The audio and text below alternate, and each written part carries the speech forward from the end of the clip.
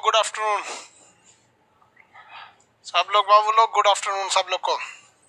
इससे पहले वाले क्लास में हम आपको सूरज के बारे में बता दिए थे, सोलर स्पॉट वगैरह सब बता दिए थे। आगे समझा देते हैं। हाँ, सर्वर डाउन।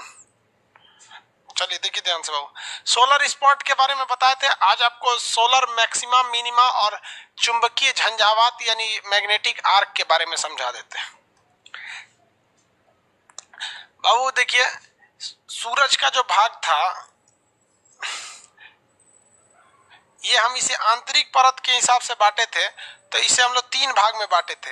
ये क्या था, इसका कोर था और इसके अंदर ये रेडिएटिव जोन था, रेडिएटिव जोन, इसके इधर कन्वेक्टिव जोन, इसके अंदर क्या बने थे सब, सेल बने थे लोग। वो सेल सब किसके थे, सब हाइड्रोजन के सेल थे सब। यहाँ से ब्लैक सोलर स्पॉट बनना चालू हुआ था। सोलर स्पॉट 0 डिग्री से लेके 40 डिग्री तक बनते थे सब सोलर स्पॉट। अब जरा ध्यान से देखिएगा, सोलर स्पॉट का जो साइज होता है ना, सोलर स्पॉट का साइज वो विषुवत रेखा के पास बड़ा होता है। विषुवत रेखा मतलब सूर्य का विषुवत रेखा, और 40 डिग्री के पास जो होते हैं सब वो छोटे साइज के होते हैं सब। तो सोलर स्पॉट जो होते हैं ना, सोलर स्पॉट जो स्पॉट है, सन स्पॉट कहिए या सोलर स्पॉट कहिए, बात तो बराबर है। सन स्पॉट, ये दो बात, दोनों में कोई तो अंतर है नहीं। अब आप में मन में एक सवाल आएगा कि सर ये सोलर स्पॉट जो बीच में बन रहा है यानी 0 डिग्री के पास, इसका साइज बड़ा है, और जबकि जो 40 डिग्री के पास बन रहा है इसका साइज छोटा है। तो आप खुद से सोचिए ना कि सूर्य एक गोला के समान है, यही है ना। इसमें मेन जो आग निकल रहा है, मेन जो विस्फोट हो रहा है, न्यूक्लियर संलयन हो रहा है, वो कहाँ हो रहा है, बीच में हो रहा है। तो इसके बीच वाले कोर वाले हिस्सा में हो रहा है, आग तो वहीं से निकल रही है ना, कोर वाले हिस्से में से। अब ये जब 0 डिग्री के पास पहुंचेगा तो यहाँ करीब पहुंच जाता है। यानी किसी भी गोले का अगर गोला अगर लेते हैं तो उसका केंद्रीय भाग में एनर्जी ज्यादा रहती है, ऊपर जाते हैं तो उसका रेडियस करें कार्ड की संख्या घटने लगती है, ऊपर में इसका पावर थोड़ा सा क्या होने लगता है, घटने लगता है। तो इस वजह से यहाँ पर आग ज्यादा निकलती है, जिस वजह से यहाँ पे सोलर स्पॉट बड़ा बनता है और ऊपर में सोलर स्पॉट छोटा बनता है। तो ये यहाँ पर सोलर स्पॉट कैसा बनेगा, मैक्सिमम साइज का, मैक्सिमम, और यहाँ पे क्या बनेगा, मिनिमम, छोटा बनता है। इस वजह से एक पृथ्वी पर भी इसका असर पड़ता है। पृथ्वी पर गर्मी की मात्रा में बढ़ जाती है और घट जाती है। जब सोलर स्पॉट इसके सामने रहेगा यहाँ पर तो मैक्सिमम एनर्जी मिलेगी, इसलिए इसे मैक्सिमम कहते हैं, और यहाँ रहेगा तो मिनिमम एनर्जी मिलेगी, तो इसलिए इसे मिनिमम कहते हैं। तो सूरज की जो सोलर स्पॉट बनते हैं वो विषुवत रेखा के पास ज्यादा बड़े बनते हैं, इसलिए इसे मैक्सिमा कहते हैं और इसे मिनिमा कहते हैं। सोलर मैक्सिमा और सोलर मिनिमा कहते हैं। सोलर मिनिमा कहाँ पर बनता है, तो ये 40 डिग्री के एंगल पर बनता है सूर्य से। ये कल ही बता दिए थे हम आपको कि 40 डिग्री से लेकर इसके बीच में 11 साल समय लगता है एक साइकिल पूरा होने में। 100 साइकिल को मिला देते हैं तो एक सोलर इवेंट बन जाता है। किसी को कोई दिक्कत नहीं था यहाँ तक में। अब चुंबकीय झंझावात क्या होता है, सूरज जो होता है, ये सन है, इसे मैग्नेटिक आर्क क्या कहेंगे। देखिए सन जो है यहाँ पर, इसका ये हो गया विषुवत रेखा। यहाँ पर सन के पास से सोलर स्पॉट ज्यादा निकले रहते हैं सब, और ऊपर जाते हैं तो सोलर स्पॉट कम हो जाते हैं। तो यहाँ पर मैग्नेटिक फील्ड बन जाता है सूर्य का, यहाँ पर चुंबकीय क्षमता बन जाती है, और ये मैग्नेटिक फील्ड कहाँ की ओर चला जाता है, ये मैग्नेटिक फील्ड ध्रुव की ओर चला जाता है।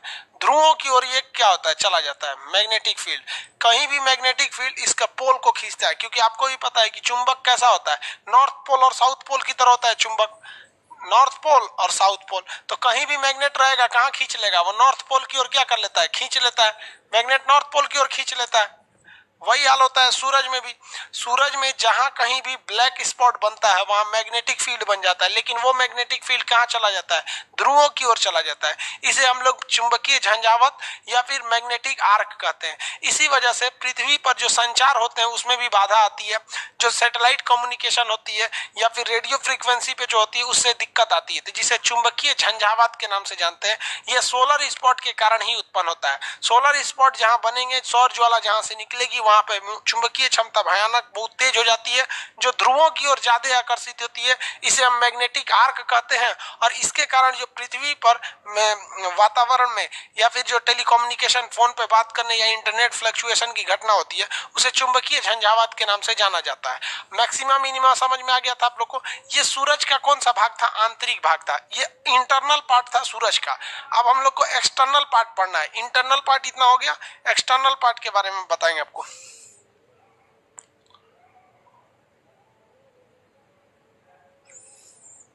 समझ में आ रहा है कि नहीं आ रहा? किसी को कोई दिक्कत नहीं है?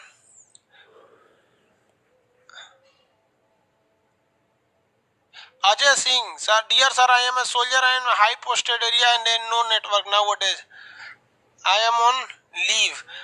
चलिए भाई अजय सिंह जी, आप सोल्जर में हैं, इनका हाई पोस्टेड एरिया में। देखिए जिन जिन फौजी लोग का एरिया हाई एल्टीट्यूड दे देता है वहां भी नेटवर्किंग काम नहीं करता है, फिर उसके लिए डायरेक्ट सैटेलाइट फोन का यूज करना पड़ता है। अब सूर्य का अगला हिस्सा देखते हैं।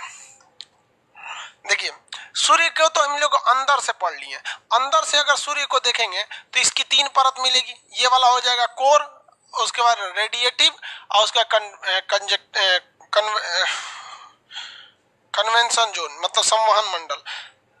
अब सूर्य का हम लोग बाहर से परत देखते हैं कि बाहर से देखने पे कैसा लगेगा। सूर्य बाहर से, ये तो हम अंदर घुस के उसको पढ़ा दिए थे, बाहर कैसे दिखेगा? तो सूर्य बाहर से ऐसे ही ना दिखता है जी, इस शेप में दिखाई देता है सूर्य। तो सूर्य का जो दिखाई पड़ने वाला भाग है इसे हम लोग कहते हैं फोटोस्फीयर। ये क्या हो गया? फोटोस्फीयर। तो सूर्य जो दिखता है उसे क्या कहते हैं? फोटोस्फीयर के नाम से जानते हैं। इस फोटोस्फीयर की जो बाहरी परत होती है, इस फोटोस्फीयर की ये बाहरी परत, इसे कहते हैं क्रोमोस्फीयर। ये हो गया आपका क्रोमोस्फीयर। किसी को दिक्कत? ये लाल वाला क्या है? फोटोस्फीयर। तो सूर्य का दिखने वाला भाग फोटोस्फीयर कहते हैं, जिसका टेम्परेचर 6000 डिग्री सेल्सियस होता है। लेकिन इसकी बाहरी दीवारों को हम वर्णमंडल या क्रोमोस्फीयर कहते हैं, जिसका टेम्परेचर 32000 डिग्री सेल्सियस होता है। 2 ही पार्ट होते हैं मेन सूर्य के। लेकिन सूर्य में यहाँ इतनी ज्यादा चमक होती है कि इसके अगल बगल का एरिया दिखाई नहीं देता है। सूरज की ओर देखिएगा तो अगल बगल का एरिया ही नहीं दिखता है। तो सूर्य की जो बाहरी लपटें होती हैं, उन लपटों को हम लोग कहते हैं कोरोना। काला से बना देते हैं, कोरोना।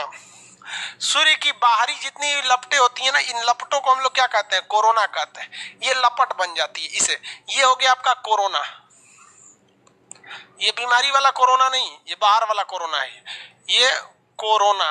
कोरोना को हम लोग सूरज का मुकुट कहते हैं। अब कोई भी भगवान का जो मुकुट होता है, तो मुकुट क्या सरवा में थोड़ी रहता है, सर के बाहर में इसे होता है मुकुट। तो देखिए ना, ये भी तो एक तरह का मुकुट की तरह होता है।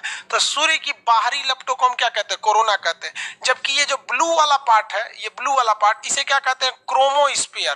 क्रोमोस्फीयर।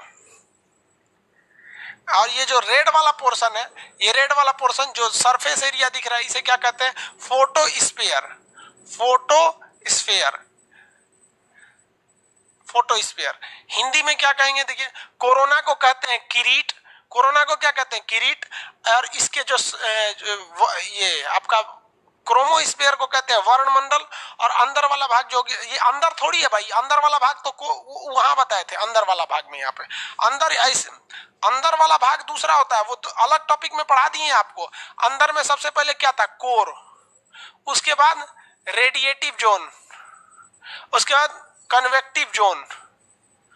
ये तो अंदर से दिख रहा था ना, ऑपरेशन करके दिखेगा यहाँ पर, वो अंदर वाला था। ये बाहर वाले में हमें लाल रंग का सूरज दिखता है, जिसे हम फोटोस्फीयर, फोटो को कहते हैं प्रकाश, स्फीयर को कहते हैं मंडल, प्रकाश मंडल। ये कई बार क्वेश्चन पूछा है, सूर्य का दिखने वाला भाग क्या कहलाता है? प्रकाश मंडल कहलाता है, जिसका टेम्परेचर कितना रहता है? 6000 डिग्री सेल्सियस। 6000 degree Celsius. चलिए इसको हिंदी इंग्लिश दोनों लिख देते हैं। कोरोना जो होता है, ये इसे हम लोग सूरज का किरीट भी कहते हैं, किरीट।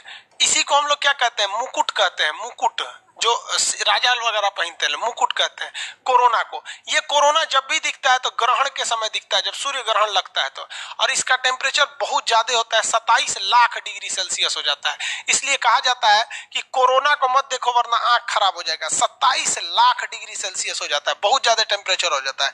तो मैक्सिमम टेम्परेचर जो होता है सूर्य के जो बाहरी भाग है उसका ये होता है। और इसे इसमें देखिएगा, अंदर वाले में तो कोर का सोच रहा 15 मिलियन था, उसमें तो कम ही नहीं। बाहर बाहर वाले भाग की बात करते हैं। तो ये हो गया कोरोना। कोरोना जब भी दिखेगा तो याद रखिएगा ग्रहण के समय ही दिखता है। ग्रहण कैसे लगता है वो अलग टॉपिक है। ग्रहण के समय क्या होता है देखिए ध्यान से, जब कभी भी बाकी के पार्ट ढक लिए जाए, जैसे यहाँ देखिए आपके लिए हम ये वाला पार्ट ढक लिए हैं, सूर्य का हम प्रकाश मंडल ढक लिए हैं, अभी आपको क्या दिख रहा है ध्यान दीजिए, तो आपको क्या दिख रहा है, अभी केवल बाहरी लपटें दिखाई दे रही हैं। तो इन्हीं को हम लोग कहते हैं कोरोना या क्रीट। ग्रहण के समय यही मुख्य रूप से दिखाई देती है, इसको नहीं देखना चाहिए क्योंकि इसका टेम्परेचर 27 लाख डिग्री सेल्सियस होता है। समझ में आ गया कि नहीं आ गया, किसी को कोई दिक्कत नहीं। लाल वाला पोर्शन क्या चीज है, वो है प्रकाश मंडल, लाल वाला पोर्शन प्रकाश मंडल है। ये रेड वाला पोर्शन कौन सा है, प्रकाश मंडल है, यही दिखता है, इसे हम लोग प्रकाश मंडल के नाम से जानते हैं। प्रकाश मंडल हो गया, प्रकाश मंडल, फोटो स्फीयर यानी प्रकाश मंडल। अब ये इसका टेम्परेचर लगभग 32,000 डिग्री सेल्सियस होता है, इसका भी टेम्परेचर ज्यादा होता है। ये हो गया 32,000 नहीं होता है, इसका 6,000 डिग्री सेल्सियस होता है, 6,000 डिग्री सेल्सियस। और इसकी लपटें जो होती हैं यहाँ तक छोटी लपटें, इसे क्रोमोस्फीयर यानी वर्णमंडल कहते हैं, वर्णमंडल। इसका टेम्परेचर जो होता है ये 32,000 डिग्री होता है, 32,000 डिग्री। तो सबसे कम टेम्परेचर जो इसका दिखाई पड़ने वाला भाग है उससे सटा हुआ भाग क्रोमोस्फीयर, लपटों को क्या कोरोना हो गया। यहाँ पर 3 पार्ट होते हैं, तीनों पार्ट आराम से याद रखेंगे, बाहर से 3 पार्ट, अंदर से 3 पार्ट, 6 पार्ट हो गया सूरज का। अब सूरज में कौन कौन से तत्व पाए जाते हैं इसकी चर्चा कर लेते हैं। सूरज की तो बनावट हो गया, इसमें नाभिकीय संलयन होता है, हाइड्रोजन हीलियम में बदल जाता है, हो गया।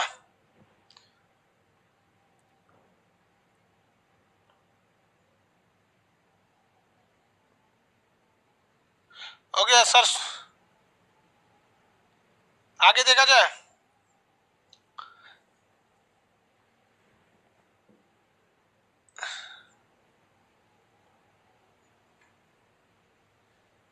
भाई आप त्रिपुरा से हैं, आपको हिंदी पढ़ने नहीं आता है, हिंदी पढ़ने नहीं आता है, हिंदी नहीं पढ़ने आता तो इंग्लिश देखिए लिखे हुए हैं यहाँ पर।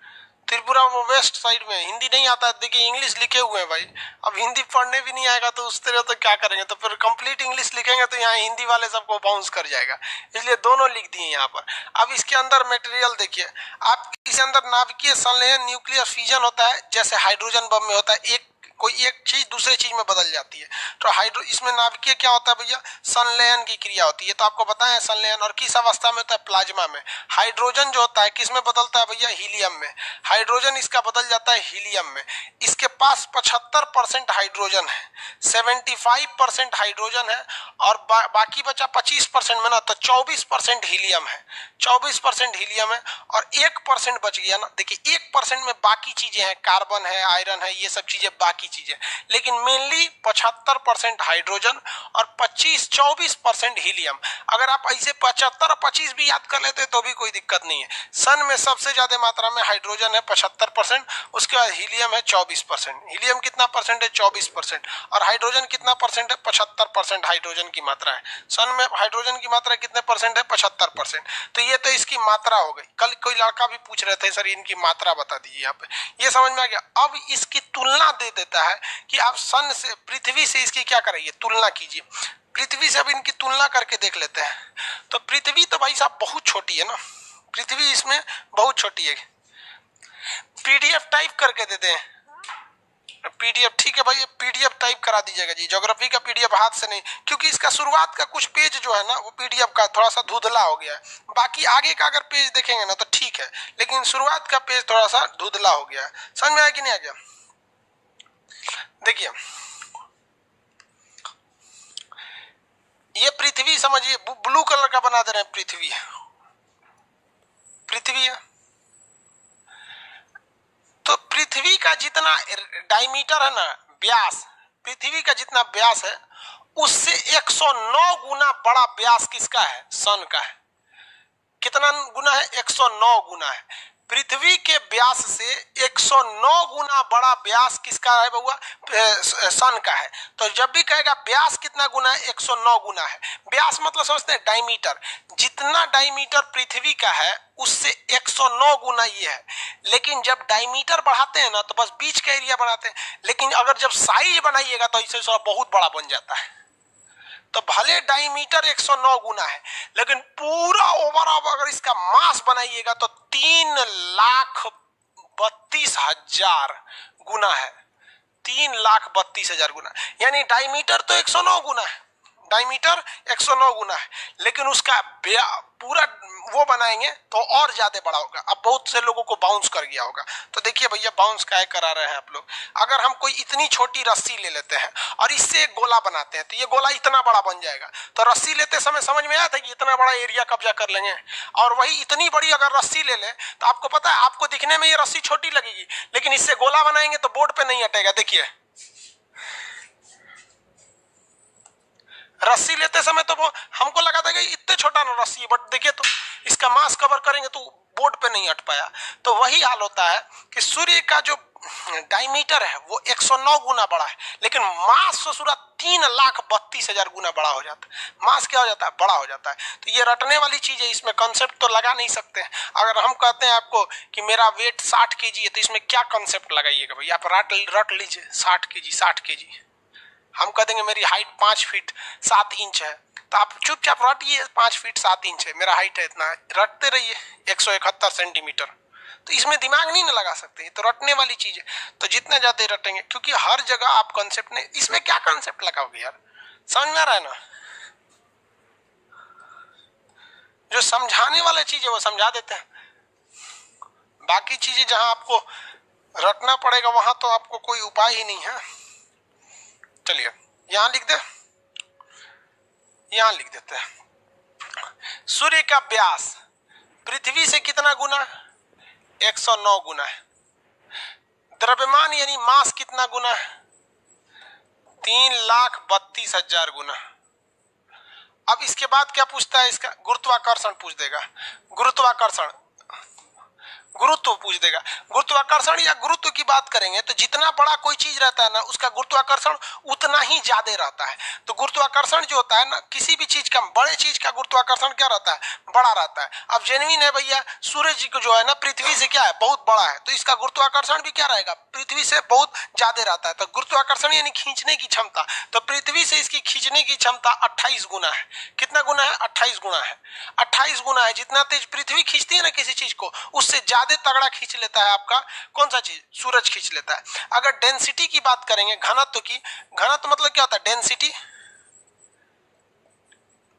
डेंसिटी, डेंसिटी पृथ्वी सूर्य की जो है ना वो 20 गुनी है। कितनी है? 20 गुनी है, 20 गुना। अब इसमें दो क्वेश्चन पूछता है, आप याद रखिए, हम दोनों लिख देते, जैसा जैसा पूछता है हम यहाँ बताते जाते हैं। 20 गुना जो पृथ्वी है ना, पृथ्वी की जो डेंसिटी है, अर्थ की जो डेंसिटी है वो लगभग 5 है। तो इसका 20 गुना करिएगा तो सन का कितना आ जाएगा? 100 है। तो दोनों क्वेश्चन पूछता है कि सन का गुरुत्व घनत्व है कितना, तो सन का घनत्व है 100 ग्राम पर सेंटीमीटर क्यूब, मतलब कितना घना है। जबकि पृथ्वी से तुलना करा के पूछता है तब 20 गुना होता है। ये पूछता नहीं है, यहाँ पे दो ही चीज पूछते हैं। सर यहाँ पर देखिएगा, ये एग्जाम में यही पूछता है, डेंसिटी नहीं पूछता है। डेंसिटी पूछेगा तो फिर सन अलग से भले इसका पूछ देगा। डेंसिटी मतलब क्या होता है? घना, तो कितना ज्यादा घना है। तो सूर्य तो बहुत ज्यादा घना है, 20 गुना होता है। इस पे कितनी एनर्जी निकलती है? 10 के पावर 26 जूल। पूरी जगह पे 10 के पावर 26 जूल इससे क्या निकलती है? एनर्जी निकलती है। 10 के पावर 26 जूल एनर्जी प्रति सेकंड निकलती है। सूर्य से निकलने वाली ऊर्जा 10 के पावर 26 जूल एनर्जी पर सेकंड निकलती है। एनर्जी, रोटेशन इसका देखेंगे, रोटेशन सूरज कैसे घूमता है? जैसे पृथ्वी घूमती है वैसे ही रोटेशन पूछता है इसका। तो इसका रोटेशन जो होता है पश्चिम से पूरब दिशा में होता है। सूर्य का रोटेशन पश्चिम से पूरब दिशा में। पश्चिम मतलब होता है वेस्ट, पूरब मतलब होता है ईस्ट। तो इसका डायरेक्शन जो होता है वेस्ट यानी पश्चिम, वेस्ट यानी पश्चिम से किस डायरेक्शन में घूमता है? ईस्ट यानी पूरब दिशा में, पूरब। अब आप बताओ भाई इसमें क्या कॉन्सेप्ट हम समझाएंगे आपको? ये याद रहेगा तो ठीक है, नहीं याद रहेगा तो गड़बड़ हो जाएगा। इसलिए आप ये वाली चीज तो कम से कम जरूर याद रखिएगा कि इसका व्यास यानी डायमीटर 109 गुना होता है, लेकिन ओवरऑल मास की बात करेंगे तो 3,32,000 गुना हो जाता है। खींचने की क्षमता 28 गुनी हो जाती है। इसकी डेंसिटी 20 गुना यानी 100 हो जाता है। मास की कितना एनर्जी निकलता है? तो 10 के पावर 26 जूल पर सेकेंड एनर्जी निकलता है। कैसे घूमता है? तो वेस्ट से ईस्ट घूमता है, पश्चिम से पूरब घूमता है। सूरज पश्चिम से कैसे घूमता है? पूरब घूमता है। यहाँ पे समझ में आ रहा है कि नहीं आ रहा है? किसी को कोई दिक्कत है? लेकिन यहाँ एक अजीब सा कॉन्सेप्ट है, उसे समझिएगा। सूरज क्या ठोस अवस्था में है? जिस तरह से हम पृथ्वी पर चलते हैं ऐसे सूरज पे चल पाएंगे? सपोज कि हम एक कोई कपड़ा पहन लिए और वो कपड़ा टेम्परेचर बर्दाश्त कर लेगा, सूरज का टेम्परेचर बर्दाश्त कर लेगा, तो हम सूरज पर अगर लैंडिंग कर दें तो उस पर चल पाएंगे? बताइए, तो सूरज पे चल पाएंगे कि नहीं?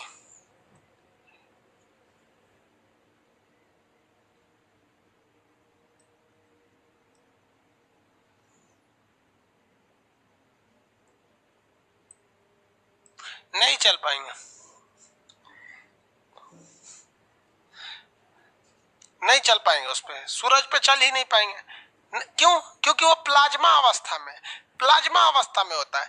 तो जब भी कोई चीज प्लाज्मा अवस्था में रहेगी भाई, तो उसका हर एक पार्ट आपस में नहीं रहेगा। जैसे प्लाज्मा तो समझते हैं ना, लेक, वो लेक बना देंगे। तो यही प्रॉब्लम हो जाता है सूरज के साथ में। सूरज जो है वो प्लाज्मा अवस्था में है, तो इस वजह से उसका जो बीच वाला पोर्शन है, बीच वाला ये बड़ा भाग बीच वाला, ये अलग घूमता है और इसका बाहरी भाग वो अलग घूम जाता है। ध्यान से देखिए, तो इसका पिछला भाग यानी विषुवत रेखा वाला भाग वो जल्दी घूम जाता है, और जो ध्रुव वाला भाग है वो देर से घूमता है। अपना चक्कर थोड़ा सा क्या करते हैं, देर से लगाते हैं। तो कहेगा कि इसका विषुवत रेखीय भाग, जो मतलब यानी जो बीच का भाग है, सूर्य का विषुवत रेखीय भाग, एक चक्कर कितना में लगाता है? तो बीच वाला भाग एक चक्कर 25 दिन में लगा देता है, और ऊपर वाला भाग जो है ना, एक चक्कर लगाने में 31 दिन का समय लगता है। तो ये बीच वाला भाग कितने में? 25 दिन में लगा देता है, 25 दिन में। और रेड वाला पार्ट कितने दिन? 31 दिन में। ये समझ में नहीं आ रहा होगा आप लोग को। देखिए, सूरज जो होता है वो आपस में कनेक्ट नहीं है, पृथ्वी की तरह ठोस नहीं है, वो एक लेई के समान है, आटा के समान है, गोला। तो उसका बीच वाला पार्ट जो है ना जल्दी घूम जाता है, चक्कर क्या करता है, जल्दी लगा लेता है, और ऊपर वाला भाग थोड़ा देर में चक्कर लगाता है। तो विषुवत रेखीय भाग चक्कर कितने में लगा लेता है? 25 दिन में एक चक्कर पूरा कर देता है। और ऊपर वाला जो भाग है, ध्रुवीय भाग, वो 31 दिन समय लगाता है, क्योंकि वो प्लाज्मा अवस्था में, कोई हिस्सा किधर घूम रहा है, कोई कहीं घूम रहा है, कोई कहीं घूम रहा है। जिस तरह पानी को हौड़ दीजिएगा तो एक साथ थोड़ी घूमता है, तो वो सॉलिड अवस्था में नहीं है, सूर्य प्लाज्मा अवस्था में रहता है। तो ये याद करने की चीज है बाबू, इसमें कंसेप्ट आपका कुछ भी नहीं काम करेगा। समझ में आ गया?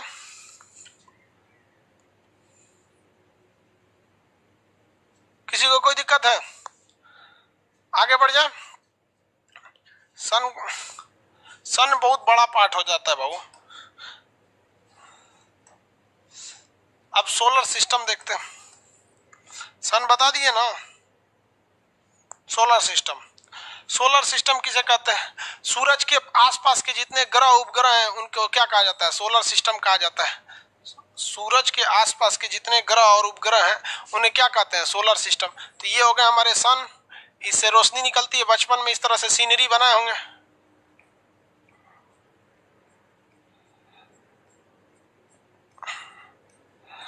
इस टाइप की सीनरी बनाए थे ना। ले क्या हो गया जी, ये क्या नीला रंग का कैसे आ गया? कुछ दबाए तो नीला हो गया। ये हो गया सूर्य। सूर्य के बारे में बता दिए। सूरज क्या है? एक तारा है। अब ग्रहों के बारे में कहते हैं, ग्रह किसे कहा जाता है? तो देखिए, ग्रह उसे कहते हैं जिसके पास अपना कोई हीट यानी अपनी कोई उष्मा और अपना कोई लाइट नहीं होता है। तो वैसा टेरेस्ट्रियल बॉडी, वैसा पिंड जिसके पास अपना ना कोई हीट है। देखिए, सूरज के लिए 3 चीजें, ये ग्रह की परिभाषा बता रहे हैं। ग्रह को इंग्लिश में क्या कहते हैं? प्लैनेट। इनके पास अपनी कोई हीट नहीं होती है, अपनी कोई लाइट नहीं होती है, दोनों नहीं होता है। तो भाई जिस मार्कर से हम लिख रहे हैं इसके पास भी कोई हीट नहीं है और ना इसके पास कोई लाइट है, तो मेरा मार्कर वो ग्रह हो गया। नहीं हो जाएगा? एक तो और कोई ना कोई परिभाषा रखिएगा ना जिसपे ये नहीं, तो ये ग्रह हो जाएगा। ये देखो भाई, ये जो थरिया कटोरा है, इसके पास भी ना अपना लाइट है ना अपना कोई हीट है इसके पास। तो ना ये हीट दे रहा है ना ये लाइट दे रहा है, तो इसको भी ग्रह मान दे, थरिया कटोरा सब ग्रह हो जाए। ऐसा नहीं है भाई। देखिए, और दूसरा क्या है कि ये किसी न किसी तारा का चक्कर लगाएगा। तारा का क्या करेगा? चक्कर लगाएगा। सूरज भी क्या है? एक तारा है। सूरज क्या है? एक तारा है, हमारा सबसे निकटतम तारा है। तो ये चक्कर लगाएंगे। तो मेरा मार्कर ग्रह है। देखिए पहला दूसरा से तो लग रहा था ग्रह है, क्योंकि हीट भी नहीं है, लाइट भी नहीं है, लेकिन ये किसी तारे का चक्कर नहीं लगाता, चुपचाप छोड़ दीजिए, चक्कर नहीं लगा रहा। तो वैसे आकाशीय पिंड जो 3 नियमों का पालन करते हैं, हम उसे ग्रह बोल सकते हैं, जिनके पास अपना हाइट, अपना क्या हीट हो, अपना ना हीट हो, न लाइट हो, न तारे और तारे का क्या करे, चक्कर लगाए। यहाँ तारा से मतलब किस चीज से, सन से। तारा ब्रैकेट में क्या लिख देते हैं, सूर्य लिख दे। एक और शर्त है, का चक्कर लगा रहा, चक्कर लगा रहा, क्या चक्कर लगा। दूसरा शर्त, आकार में बड़ा हो। आकार क्या होना चाहिए, बड़ा होना चाहिए। बड़ा किससे बड़ा होना चाहिए ये आगे बताएंगे। एक होता जैसे हम कहते हैं बड़ा होना चाहिए, तो भाई कितना बड़ा होना चाहिए। अगर मान लीजिए हमसे कहिएगा हम बड़े हैं, लेकिन हमारे बगल में खली को लग दीजिए तो छोटे हो जाएंगे हम। तो आकार भी क्या होना चाहिए, बड़ा होना चाहिए। एक दूसरे में किसी के पाथ यानी ऑर्बिट को काटना नहीं चाहिए। ऑर्बिट मतलब समझते हैं, अरे ऑर्बिट, ऑर्बिट हिंदी में कहते हैं कक्षा। किसी दूसरे की कक्षा को न काटे, मतलब ये नहीं कि जिस रास्ते पे कोई दूसरा घूम रहा है उसी में वो भी घूमने लगे, कटा जाएगा। तो ये बेसिकली ये 3 चीजें हैं। प्लूटो को क्यों निकाल दिया गया, साइज में छोटा था, आकार बड़ा होना चाहिए, और दूसरे की कक्षा को, नेपच्यून की कक्षा को काट दे रहा था, भगा दिया गया, भाग तुम ग्रह नहीं है। तो अभी भी वही है, आगे समझाएंगे ग्रह नहीं है तो गया कहाँ पे। तो ये कई नियम है, लेकिन आपको यही जरूरी है, हीट नहीं है, लाइट नहीं है। अब वो हीट और लाइट के लिए किस पर डिपेंडेंट है, तारा पर। अब आप बताइए ना, वो तारवा का चक्कर क्यों लगा रहा है, क्योंकि तारा उसी के कहते हैं जिसके पास अपनी हीट होती है और अपना लाइट होता है। अब ये चक्कर इसीलिए लगा रहा है उस तारे का, ताकि उसको हीट और लाइट मिल जाए। आप किसी का चक्कर क्यों लगाते हैं, कुछ ना कुछ जरूरत रहता है, तभी ना किसी का पीछा करते हैं, चक्कर लगाते हैं। तो वही काम करता है ग्रह। तो ग्रहों की संख्या पहले 9 थी, अभी ग्रहों की संख्या 8 हो गई है। प्लूटो को निकाल दिया गया क्योंकि छोटे थे। तो कई ग्रह हैं जो इलिप्टिकल पाथ पर घूमते हैं। तो हम यहाँ ग्रहों को बताना चालू करते हैं। सबसे पहला जो प्लेनेट आता है उसे हम लोग कहते हैं बुध। सबसे पहला जो आता है उसे क्या कहते हैं, बुध। बुध को क्या कहा जाता है, मरकरी। उसके बाद आता है वीनस। मरकरी के बाद क्या आता है, वीनस। वीनस के बाद क्या आता है, अर्थ। अर्थ के बाद आपका आता है मार्स। अर्थ के बाद मार्स आता है। क्या आते हैं सब, मार्स आते हैं। किसी को कोई दिक्कत नहीं है। Mercury, Venus, Earth, Mars. Mercury, Venus, अर्थ और मार्स, ये प्लेनेट आते हैं सर। सबसे करीब में कौन है, मरकरी है। सबसे करीब में मरकरी यानी बुध है। उसके बाद कौन सा भैया, वीनस है।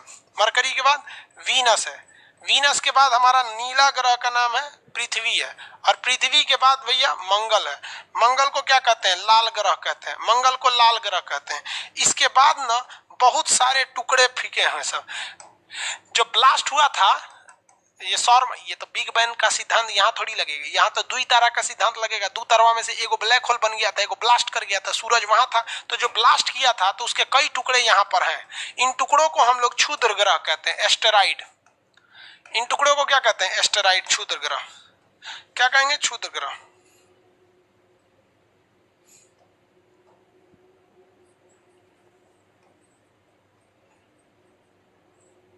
क्षुद्र ग्रह।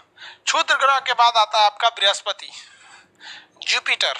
अभी इतना ही रहते हैं, ये बहुत बड़े ग्रह हैं, जुपिटर। उसके बाद Saturn, Uranus, Neptune. Jupiter, Saturn, Uranus, Neptune. पहले अभी इतना समझिए, एक एक करके समझाते हैं। अभी तो ड्राइंगें बनाए हैं, समझाए कहाँ है। आपको 8 ग्रह दिखेंगे। इस 8 ग्रह में अगर आप देखेंगे ना तो एक बाउंड्री बनाता है जिसका नाम है क्षुद्र ग्रह। ये बाउंड्री बनाते हैं। इस बाउंड्री के 4 ग्रह उस साइड में है और 4 इस साइड में है। तो इधर वाले 4 ग्रह और इधर वाले 4 ग्रह, 4-4 का ग्रुप है। इन्हें कहा जाता है आउटर प्लेनेट, बाह्य ग्रह, क्योंकि ये इस क्षुद्र ग्रह की पेटी के उस साइड है। और जो इधर आते हैं इन्हें कहते हैं आंतरिक ग्रह, क्योंकि ये क्षुद्र ग्रह के इस साइड है। तो टोटल ग्रहों को कितनी कैटेगरी में बांटते हैं, 2 ग्रह, 2 कैटेगरी में। इनर प्लेनेट, उस प्लेनेट को कहते हैं जो एस्टेरॉइड बेल्ट यानी क्षुद्र ग्रह के पहले है। इनमें मरकरी, वीनस, अर्थ, मार्स आते हैं। अर्थ और मार्स आते हैं। और बाह्य ग्रह में जुपिटर, सैटर्न, यूरेनस, नेपच्यून, ये आते हैं। हिंदी में भी बताएंगे, अभी यहाँ समझिए। ग्रहों को कितनी कैटेगरी में बांटे? 2 कैटेगरी में। आंतरिक ग्रहों की संख्या भी 4 है और बाह्य ग्रहों की संख्या भी 4 है। आंतरिक ग्रहों में एक खासियत है कि इनका साइज छोटा होता है। इनका साइज कैसा होता है? छोटा होता है। और बाह्य ग्रहों की खासियत क्या है? इनका साइज बहुत बड़ा होता है। इनका ग्रह बहुत, सबसे बड़ा का जुपिटर है, सैटर्न है, यूरेनस है, नेपच्यून है। चारों लाइन से बड़े हैं, 1 2 3 4, ये सब लाइनें से बड़े हैं। उसके बाद 300 का नंबर आता है। समझ में आ गया? आंतरिक ग्रह का साइज छोटा होता है और बाह्य ग्रह का साइज बड़ा होता है। इनके पास सैटेलाइट बहुत कम होते हैं और इनके पास सैटेलाइट बहुत ज्यादा होते हैं। पहला अंतर समझ में आ रहा है? यहाँ पे धीरे धीरे अंतर समझिए। अब इसको हिंदी में याद करिए। इंग्लिश वाले कैसे याद रखते हैं? सीबीएसई बोर्ड वाला देखिए, सीबीएसई बोर्ड वालों के लिए एक ट्रिक है। ट्रिक क्या है यहाँ हम बता देते हैं। ट्रिक देखिए, माई वेरी एजुकेटेड मदर, हो गया। माई very educated mother just seen us 9 planet. पहले प्लेनेट कितने थे? 9 प्लेनेट थे। तो याद रखिए, एम से क्या होगा? Mercury, Venus, Earth, Mars, Jupiter, Saturn, Uranus, Neptune. हम लोग जब पढ़े थे, हम लोग जब छोटे थे तो उस समय प्लूटो को भी ग्रह कहते थे। तो प्लेनेट से याद रखे थे प्लूटो। हम लोग यहाँ पी लिखते थे, पी फॉर प्लूटो। लेकिन अब हम लोग जब जवान थे लोग ना, तो उस समय जो प्लूटो था वो ग्रह था। अभी हम लोग बुढ़ा गए लोग, वो चल गया बेचारा प्लूटो। तो शॉर्टकट ये है बच्चों, सीबीएसई बोर्ड वालों के लिए। My very educated mother just seen us 9 planet. तो Mercury, Venus, Earth, Mars, Jupiter, Saturn, Uranus, Neptune. अब हम लोग एक एक करके पढ़ते हैं, सब याद हो जाएगा। सबसे पहला ग्रह जो आता है बुध आता है। क्या, कौन सा ग्रह आता है? बुध ग्रह। बुध ग्रह सबसे नियरेस्ट प्लेनेट है। सबसे नियरेस्ट प्लेनेट का नाम क्या? बुध ग्रह है। सबसे निकटतम तारा है और ग्रह है, और सबसे छोटा भी है। सबसे क्या है? छोटा है। सबसे छोटा ग्रह यही है। आप में से कितने लोग बता सकते हैं कि सबसे जल्दी सूरज का चक्कर कौन लगाएगा? इन सब में से सूरज का चक्कर सबसे जल्दी कौन लगाएगा?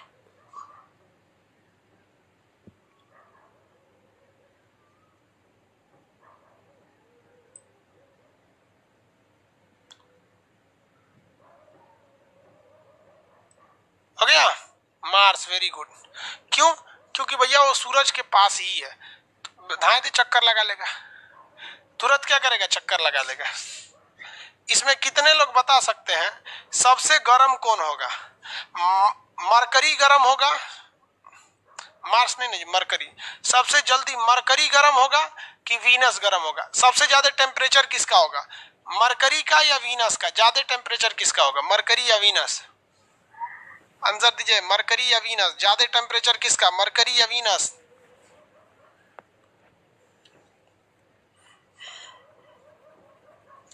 टेम्परेचर ज्यादा किसका होगा?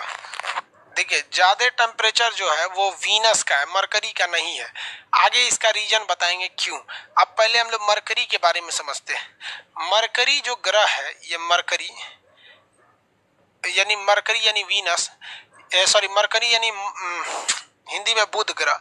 बुध ग्रह सबसे क्षुद्रतम यानी छोटा है, तीव्रतम यानी सबसे तेज घूम के चक्कर लगाता है, निकटतम यानी सबसे करीब है। तो क्वेश्चन आएगा, सब निकटतम, क्षुद्रतम, तीव्रतम, निकटतम, क्षुद्रतम, तीव्रतम किसे कहते हैं? तो वो बुध को कहते हैं, यानी मरकरी को कहा जाता है। ये सबसे छोटा ग्रह है। कैसा है? सबसे छोटा। इसके बाहर चारों ओर हवा नहीं पाया जाता है। हवा मिलने से जिंदगी नहीं हो जाती है, उस हवा में ऑक्सीजन रहना चाहिए। जैसे आपके आगे धुआं कर देंगे, लकड़ी उकड़ी जला देंगे, आप उसमें सांस ले पाएंगे? नहीं, क्योंकि उसमें कार्बन मोनोऑक्साइड गैस है, कार्बन डाइऑक्साइड गैस है, मीथेन गैस है, लेकिन ऑक्सीजन नहीं है। तो वायुमंडल कहने का सेंस, एटमॉस्फेयर कहने का सेंस हवा रहना चाहिए, कुछ भी रहे। जैसे हमारी वायुमंडल में कौन मारा ऑक्सीजन ज्यादा है? 21% है, बाकी तो नाइट्रोजन भरा हुआ है। तो हमको बाकी हवा आए कोई दिक्कत नहीं है, लेकिन ऑक्सीजन भी आना चाहिए। तो मरकरी ससुरा यहाँ पे ना ऑक्सीजन है ना कोनो दूसर गैस है, कोनो गैस नहीं है, सब यहाँ पर कोई गैस नहीं है यहाँ पर। जिस वजह से इसका जितनी भी गर्मी आती है, उस गर्मी का ज्यादातर हिस्सा यहाँ आ जाता है, और दिन में ये बहुत ज्यादा गर्म हो जाता है और रात में ये बहुत ज्यादा ठंडा हो जाता है। क्योंकि उस गर्मी को आने को तो आ जाती है, लेकिन लौट कर जब जाती है तो बाहर में हवा रहेगी, या बादल रहेगा तब न उस गर्मी को लौट कर जाने नहीं देगा। इसलिए दिन में तो गर्मी आ जाती है और रात में सारी गर्मी इसको छोड़कर चली जाती है। तो क्वेश्चन कहेगा कि सबसे ज्यादा टेम्परेचर में डिफरेंस देखा जाता है वो किस प्लेनेट पे देखा जाता है। तो आप देखिएगा ना, हमारे प्लेनेट अर्थ पर ज्यादा डिफरेंस नहीं देखने को मिलता है। दिन में अगर गर्मी है तो ऐसा नहीं है कि रतिया में आप रजाई ओढ़ने लगिएगा, रतियों में गर्मी लगेगा पंखा चलाइएगा, और ठंडी में ऐसा नहीं है कि दिन में रजाई ओढ़ के कांप रहे थे रतिया में एसी चला लेंगे, नहीं होगा। ऐसे हम लोग के यहाँ टेम्परेचर में ज्यादा का डिफरेंस नहीं होता है दिन और रात में। दिन और रात के टेम्परेचर में 10 से 20 डिग्री के टेम्परेचर में अंतर आएगा। अगर मान लीजिए दिन में 40 डिग्री है तो रात में आपका 20 डिग्री हो जाएगा, ज्यादा अंतर नहीं आता है। लेकिन यहाँ पर बहुत ज्यादा अंतर आ जाता है। यहाँ पर दिन में टेम्परेचर हो जाता है 480 डिग्री सेल्सियस, ससुरा कहीं का, यहाँ आदमी खौल के मर जाएगा। और रात में यहाँ पर टेम्परेचर -120 डिग्री हो जाता है, ठंडा के मर जाएंगे। तो सबसे ज्यादा जो टेम्परेचर में डिफरेंस देखने को मिलता है वो मार्स पर देखने को मिलता है, यानी बुध ग्रह पर। यानी सर्वाधिक तापांतर वाला ग्रह कौन सा है? बुध ग्रह है। सबसे ज्यादा टेम्परेचर डिफरेंस इसी में देखने को मिलता है। इस वजह से यहाँ जिंदगी तो संभव ही नहीं है। जिन दिन के समय 480 डिग्री सेल्सियस जर के मर जाइएगा और रात में -120 वाला भुजा ठंडा के मर जाइएगा। इसी वजह से इसे सबसे ज्यादा गर्म ग्रह नहीं कहते, क्योंकि यह उष्मा तो लेता है और रात में गंवा देता है। समझ में आ गया? अब बात करते हैं वीनस की। वीनस के ग्रह पे हवा है, लेकिन वो हवा कार्बन डाइऑक्साइड की है, CO2 है। तो हम CO2 सांस थोड़े ना ले सकते हैं यार। हवा रहने का मतलब ये नहीं कि हम जिंदा रह जाएंगे। वायुमंडल तो हर एक ग्रह पर है, मतलब इस पे बहुत कम है, इस पे तो वायुमंडल नहीं है, बाकी सब पर वायुमंडल है। लेकिन उस वायुमंडल में ऑक्सीजन नहीं है, इस वजह से हम वहां नहीं जी पाते हैं। आगे देखिए, इसके पास CO2 की मात्रा बहुत ज्यादा है। CO2 कार्बन डाइऑक्साइड कहता है कि जितना गर्मी आना है आ जाओ, लेकिन हम तुम्हें वापस जाने नहीं देंगे। इसलिए यह सेकेंड नंबर पर होने के बावजूद यह सबसे ज्यादा गर्म है, क्योंकि जितनी एनर्जी आती है ऊर्जा के रूप में, उस सारी ऊर्जा को यह सोख कर रख लेता है और जाने ही नहीं देता है। ऊर्जा को सोख के रख लेता है और जाने नहीं देता है, वापस जाने नहीं देता है। अब एक बात बताइए, कोई आदमी 100 रुपया कमा रहा है और 90 रुपया खर्चा कर दिया, जैसे बुध की तरह खूब ज्यादा एनर्जी आया, सब बहवा दिया। तो 100 रुपया कमा रहा है, 90 रुपया उड़ा दिया, तो बचा कितना? 10 रुपया ना।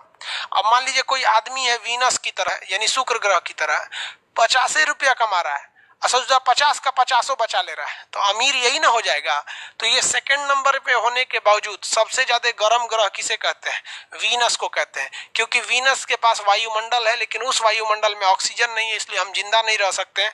लेकिन उस वायुमंडल में CO2 की मात्रा है, जिस वजह से इसका टेम्परेचर बहुत ज्यादा बढ़ जाता है। क्वेश्चन आया था एक बार कि किस ग्रह को प्रेशर कुकर कहा जाता है? तो वीनस को प्रेशर कुकर कहा जाता है, क्योंकि गर्मी आ जाती है, निकल नहीं पाता है। कुकर में भी तो यही होता है, नीचे से गर्मी देते हैं, ऊपर से सीटी चाप दीजिए तो गर्मियां निकल ही नहीं पाता है, सीटी हटाएंगे तभी ना गर्मी निकलता है। तो यहाँ चाप देता है, तो इसमें भी जिंदगी की कोई संभावना नहीं है। वहां से सूर्य गर्म होकर मरिएगा, फिर रात में ठंडा के मरिएगा, यानी दिन में उतरिएगा तब वो मरिएगा, रात में उतरिएगा तब वो मरिएगा। दिन में मरेंगे इस पे तो गर्मी से, रात में मरेंगे ठंडा से, लेकिन इस पे जैसे उतरेंगे भुजा जाएंगे। इसलिए बुध और शुक्र ग्रह पे जिंदगी की कोई संभावना नहीं है। ये हम लोग का गोला है, हम लोग का गोला ये पृथ्वी है। अब पृथ्वी के बगल में कौन सा ग्रह है? मंगल है। पृथ्वी के बगल में मंगल है। तो आपको 4 ग्रह याद होंगे। आंतरिक ग्रह पहले बताइए, आंतरिक ग्रहों की संख्या 4, आंतरिक ग्रह की संख्या 4 कौन कौन?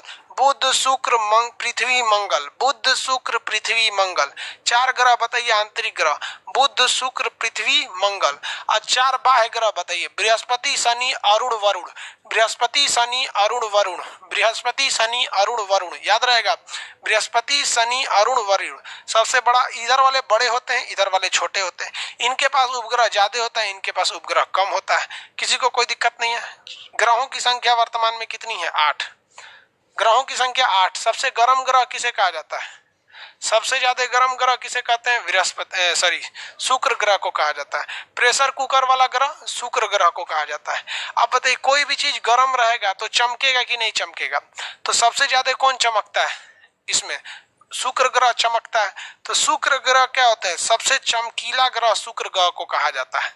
शुक्र ग्रह को क्या कहते हैं? चमकीला ग्रह कहा जाता है। इसीलिए इसे पूरे सौर मंडल में सबसे सुंदर ग्रह माना गया है।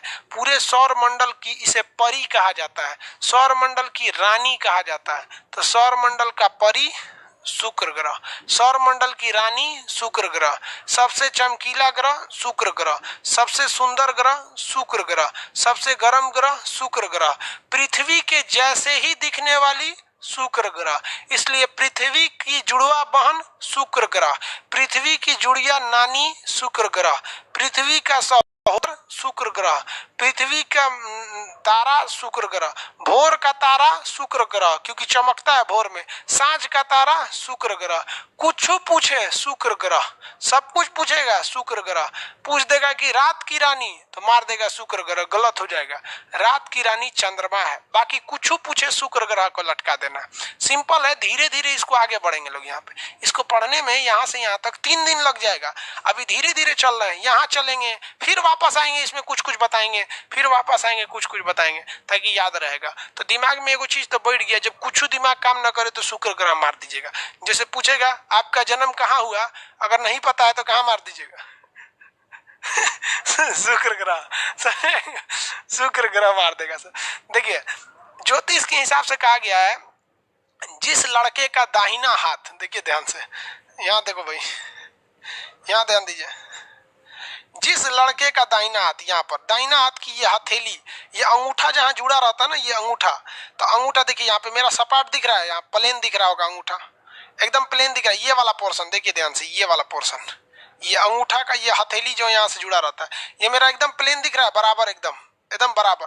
लेकिन कुछ लोग का ये उठा हुआ रहता है, कुछ लोग की ये हाथ हथेली ऐसे उठी हुई रहती है। यहाँ पर अंगूठा जहाँ आके जुड़ा है ना, अंगूठा जहाँ आकर जुड़ा है, देखो भैया ये वाला पोर्शन, अंगूठा यहाँ आके जुड़ा है। किसी लोग में ये ना मांस यहाँ का उठा रहता है, ये मांस क्या रहता है, उठा रहता है।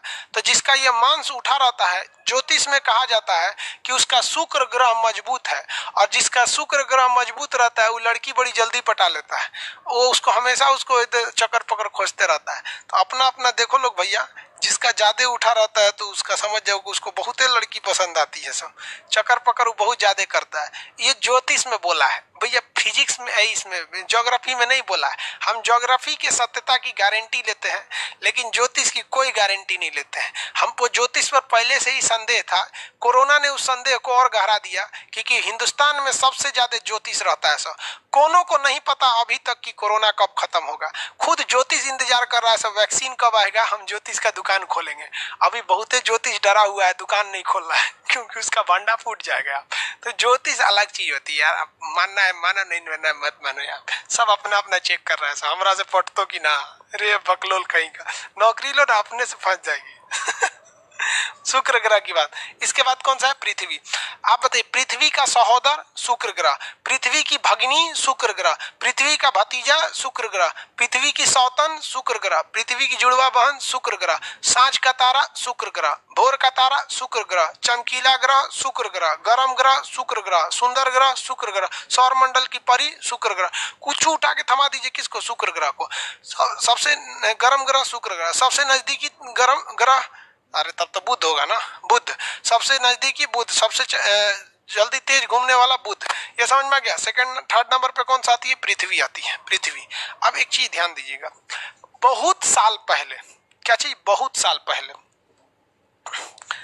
इस बुध ग्रह का एक उपग्रह था, शुक्र ग्रह का भी उपग्रह था। अब ये उपग्रह क्या होते हैं, क्या होते हैं उपग्रह। उपग्रह उसे कहते हैं जो किसी ग्रह का चक्कर लगाता है, ग्रह उसे कहते हैं जो सूर्य का चक्कर लगाए, लेकिन उपग्रह उसे कहते हैं जो किसी ग्रह के चारों ओर घूमने लगता है। तो बहुत साल पहले, एस्ट्रोनॉमी में बहुत साल का मतलब करोड़ साल, तो बहुत साल पहले बुध के पास भी उपग्रह थे, शुक्र के पास भी उपग्रह थे, लेकिन सूरज इनके उपग्रहों को लील गया। लील जाने का मतलब समझते, घोट गया, खींच लिया, क्योंकि उसका गुरुत्वाकर्षण ज्यादा है। उपग्रह जो होते हैं साइज में छोटे होते हैं, इसलिए ये घींचा गए सब, और ग्रह जो होते हैं साइज में बड़े होते हैं, इसलिए ग्रहवा नहीं घींचा पाया, बच गया। किसी को दिक्कत तो कहेगा कि कौन से ऐसे ग्रह हैं जिनके पास अपना उपग्रह नहीं है। तो बुध और शुक्र के पास अपना उपग्रह नहीं है। इनका उपग्रह क्या हो गया, तो सूरज मामा लेके घोट गए। पृथ्वी का उपग्रह है चंद्रमा, क्योंकि चंद्रमा जो है थोड़ा सा बड़ा भी है और थोड़ा दूरी पर भी है, ये थोड़ा सा ज्यादा दूरी पे है, इसलिए ये उसको खींच नहीं पाया है। नहीं तो चंद्रमा को भी खींच लेता ना तो रात में तो फुल टू क्या हो जाता, अंधेरा, और तब बहुत चीजें नहीं होती। लड़का कहता है कि चांद सी दुल्हन लाएंगे, लड़की सबको देखती है चलनी में पति का चेहरा देखती है, सब पत्नी जो होती है करवा चौथ में पति का चेहरा देखती है, और गर्लफ्रेंड जो होती है वो छन्नी में देखती है, पत्नी जो है वो उसमें देखती है, चलनी में देखती है। समझ में आ गया नहीं? तो सब चांद खत्म हो गया रहता, बवाले खत्म हो गया रहता। समझ में आ गया कि नहीं गया? और आपको पता है हिंदू धर्म का जो कैलेंडर है वो चंद्रमा पर आधारित है, मुस्लिम धर्म का जो कैलेंडर है वो चंद्रमा पर आधारित है। जो कैलेंडर चंद्रमा पर आधारित रहते हैं उन कैलेंडरों से उनका जो त्योहार होता है वो त्योहार आगे पीछे घसक जाता है। इसलिए हिंदू का त्योहार हमेशा आगे पीछे घसक जाएगा। कभी दिवाली महीने के शुरू में हो जाएगा, कभी लास्ट में हो जाएगा, कभी होली मार्च शुरुआते में हो जाएगा, कभी लास्ट में चल जाएगा।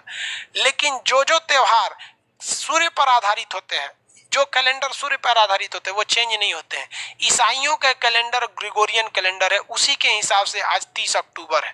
हम हिंदू मुस्लिम सिख लोग जितने लोग हैं वो ईसाइयों के कैलेंडर को फॉलो करते हैं, जिसका महीना जनवरी फरवरी है। नहीं तो हिंदू शक संवत में चैत बैसाख जेठ आषाढ़ सावन भादव आश्विन कार्तिक अगहन पूस माघ फागुन रटते रहिए, और रज्जब का महीना रमजान मुहर्रम करते रहेंगे लोग मुस्लिम लोग। तो मुस्लिम का कैलेंडर और हिंदू का कैलेंडर चंद्रमा पर आधारित है। अगर इस चंद्रमा को सूर्य खींच ले गया रहता तो इन लोग का कैलेंडर हो चल जाता। तो इन लोग समझ में आ गया आप लोग को कौन से ऐसे ग्रह हैं जिनके पास अपना कोई सैटेलाइट यानी अपना कोई उपग्रह यानी चंद्रमा नहीं है? तो वो है बुध और शुक्र, इनके पास अपना कोई सैटेलाइट वगैरह नहीं है। इतना समझ में आ रहा है आप लोग को?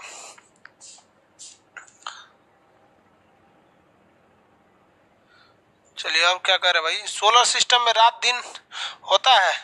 अरे बकलोलवा, सोलर सिस्टम में पूरा हैकरा में पूछ रहा है रात दिन होता है। हमको दुनिया से क्या मतलब, हम पृथ्वी पे बताएंगे ना रात दिन होता है, हर ग्रह पे रात दिन होता है, यहाँ भी होता है, यहाँ भी होता है, यहाँ पूरे सोलर सिस्टम पे रात दिन होता है, लेकिन दूसरे गोला पे कोई रहता नहीं है। आज के लिए इतना ही रहने देते हैं, नेक्स्ट क्लास में समझाएंगे, जब तक आप लोग इसको अच्छे से रिवाइज करते रहेंगे, ठीक है? बाकी क्लास में अब आपको ग्रहों के बारे में बताएंगे। जब ग्रह कंप्लीट हो जाएंगे तो फिर हम पृथ्वी पे उतर जाएंगे, चंद्रमा पढ़ा के पृथ्वी पे उतर जाएंगे, उसके बाद पृथ्वी को पढ़ना चालू कर देंगे। आज के लिए इतना ही, मिलेंगे नेक्स्ट क्लास में। जय हिंद।